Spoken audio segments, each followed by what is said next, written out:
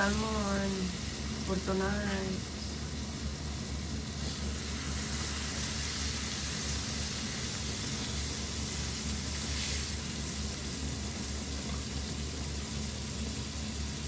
Pahugas na ako.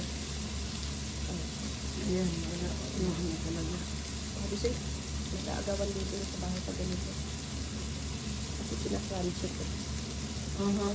Ay, hindi muna ako nagpaligo ng buhok ko kasi Ay, nagkulay ako kanina eh.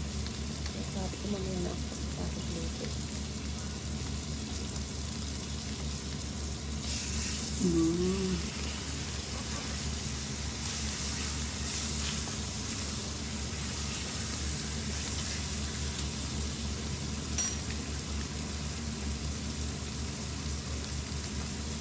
Sabi niya ni Jen,